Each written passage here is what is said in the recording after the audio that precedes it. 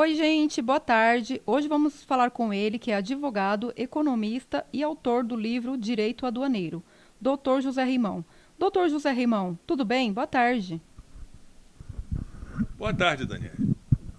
Bom, hoje nós vamos falar sobre um assunto que tem sido bastante recorrente sobre os importadores e os contribuintes, de um modo geral, que operam no comércio exterior.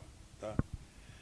Eu tenho recebido bastante pedido de informação sobre o procedimento que a Receita Federal utiliza quando ela leva uma mercadoria que está sendo importada e seleciona essa mercadoria para o canal cinza, que é um canal de verificação de fraude. Tá? Fraude aduaneira, obviamente, né?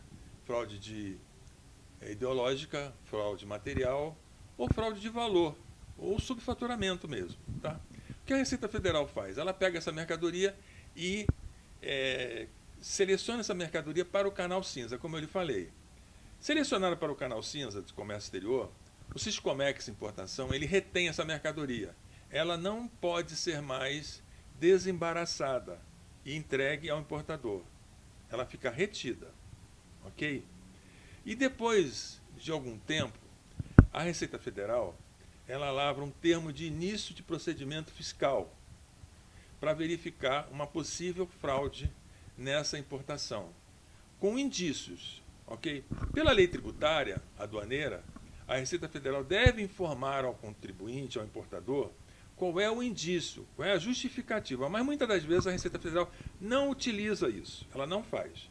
E a mercadoria, a partir da data da lavratura do termo de início de fiscalização, ela passa a ficar retida. Ou seja, já há um prazo, né, da retenção efetiva, que foi quando a mercadoria foi selecionada para o despacho. Ela é selecionada para o despacho e selecionada e levada para o canal cinza. Ela sai muitas vezes do canal verde de liberação e vai para o canal cinza. Quem faz isso? É a própria Receita Federal, ok? Ou a divisão de fiscalização da Receita Federal dentro do porto ou aeroporto. Ok? Feito isso, a mercadoria é retida a partir do termo de início de fiscalização pela Receita Federal.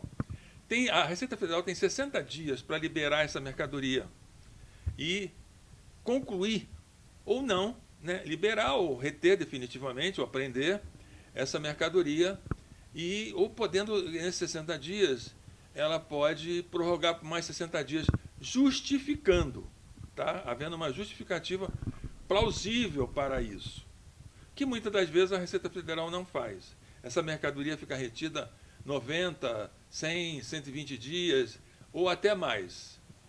Feito isso, a Receita Federal, concluindo que a mercadoria importada, ela foi cometida uma fraude nessa mercadoria, uma fraude aduaneira, muitas das vezes essa fraude é até um subfaturamento, que a Receita Federal entende como fraude, fraude de valor.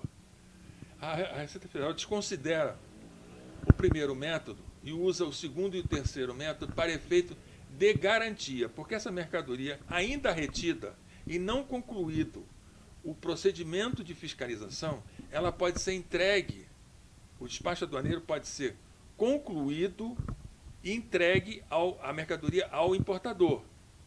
Tá? E a Receita Federal vai continuar os procedimentos de fiscalização após a entrega. Ela tem 5 anos, por lei, é o período da decadência do fato gerador, que foi a entrada da mercadoria no território nacional, para concluir esse procedimento de fiscalização.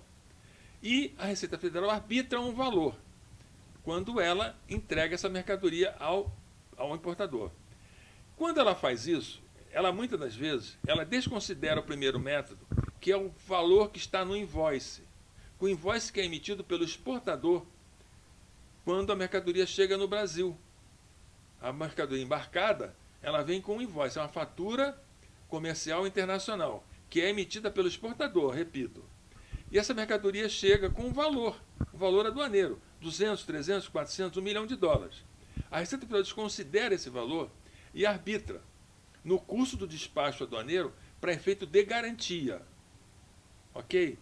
E quando ela faz isso, ela desprezando esse primeiro método, ela está usando o acordo de valoração aduaneira, que não permite que a Receita Federal faça isso. Ela só pode utilizar o método da valoração depois de concluído o despacho. para atribuir essa garantia, ela deve considerar o valor que está no invoice, o valor da mercadoria, o preço pago ou a pagar. Ela não pode valorar. Ou então, verificando que houve uma fraude documental, ela apresentar um novo invoice, já que aquele invoice é uma fraude. Então ela tem que apresentar um novo invoice. Mas muitas das vezes ela não faz isso. Ela só simplesmente usa da valoração aduaneira para arbitrar um valor que é 10 vezes maior do que aquele que está no invoice. Chega a esse absurdo.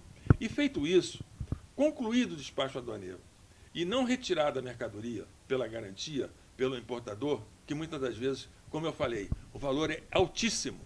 O que a Receita Federal faz?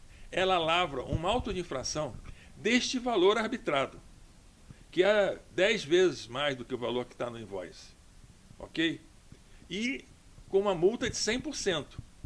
E também faz o perdimento dessa mercadoria, decreta o perdimento da mercadoria. Ou seja, há duas penalidades para o mesmo fato, que é uma suspeita, na realidade, né?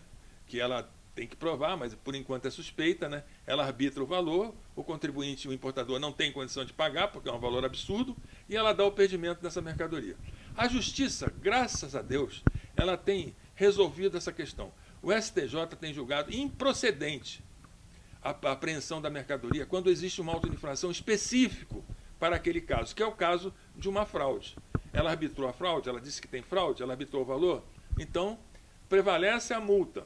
E o contribuinte, o importador, vai discutir essa multa mais lá na frente, se ela é cabível ou se não é cabível, se tem prova, se tem dolo, né? A fraude não se arbitra uma fraude, estipula uma fraude, se pune o importador com uma suposta fraude. Não há suposição. O fato tem que estar provado. Ok? Então não cabe a pena de perdimento. A mercadoria tem que ser liberada via judicial, normalmente. Tá? Até o Conselho Administrativo de Recurso Fiscal tem julgado improcedente administrativamente essa punição, essa dupla punição. Então o fato já está bem adiantado e os contribuintes, os importadores, têm que se recorrer da legislação, né? E inclusive se recorrer do meu livro, que eu falo exatamente sobre essa questão da valoração aduaneira e a tipicidade cerrada, que é a obrigatoriedade da Receita Federal cumprir a lei na sua íntegra e se chama tipicidade cerrada. Muito obrigado.